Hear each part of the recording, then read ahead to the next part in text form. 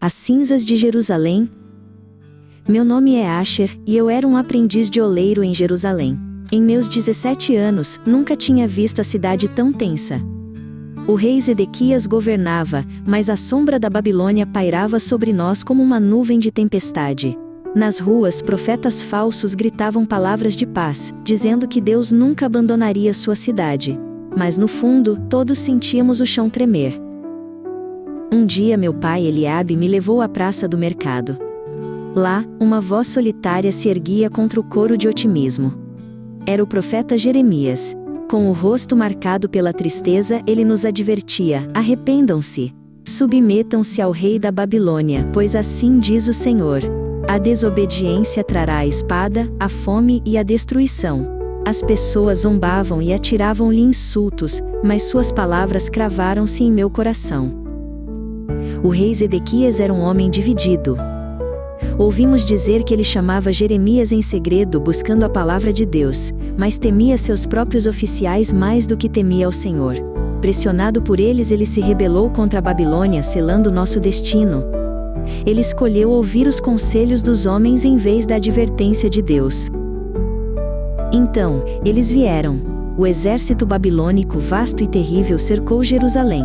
Os portões maciços foram fechados, e nossa cidade vibrante se tornou nossa prisão. Das muralhas, eu via um mar de tendas inimigas que se estendia até o horizonte. O silêncio dos falsos profetas era mais ensurdecedor do que qualquer grito de guerra. Os meses se arrastaram e se transformaram em um pesadelo. A comida acabou. A fome roía as entranhas da cidade, e as pessoas se tornavam sombras de si mesmas.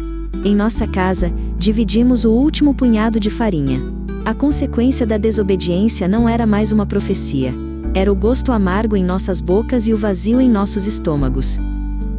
De repente, uma onda de alegria varreu a cidade. O exército do Egito se aproximava e os babilônios recuaram para enfrentá-los. As pessoas dançavam nas ruas, acreditando que a salvação havia chegado. O rei Zedequias deve ter se sentido justificado. Mas Jeremias, que havia sido preso, enviou uma mensagem: não se enganem. Eles voltarão. A alegria durou pouco. Como Jeremias havia dito, os babilônios retornaram, mais furiosos do que antes. A esperança que havia florescido em nossos corações secou e morreu. Naquele momento, eu soube com uma certeza terrível que cada palavra do profeta de Deus era verdade. A desobediência nos havia encurralado. O fim chegou com o som de pedras se quebrando e gritos de terror. As muralhas foram rompidas. O fogo consumia as casas e o templo sagrado de Salomão, a morada de Deus, ardia em chamas. Eu e meu pai nos escondemos em meio aos cacos de nossa olaria, enquanto a cidade que amávamos era reduzida a cinzas e escombros.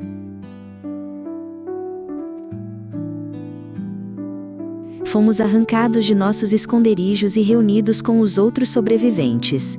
Uma longa fila de cativos, marchando para longe das ruínas fumegantes de nosso lar.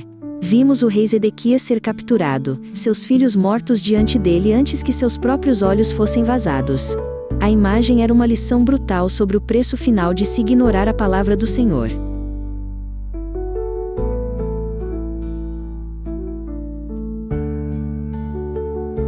Na longa e poeirenta estrada para a Babilônia, em meio ao desespero, lembrei-me de outras palavras de Jeremias.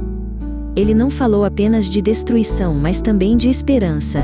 Ele profetizou que, após 70 anos de cativeiro, Deus se lembraria de seu povo e nos traria de volta. Agarrado a essa promessa, entendi a lição mais profunda. A palavra de Deus é verdadeira, tanto em seu juízo quanto em sua infinita misericórdia. O arrependimento ainda era possível, e um novo começo nos aguardava do outro lado do exílio.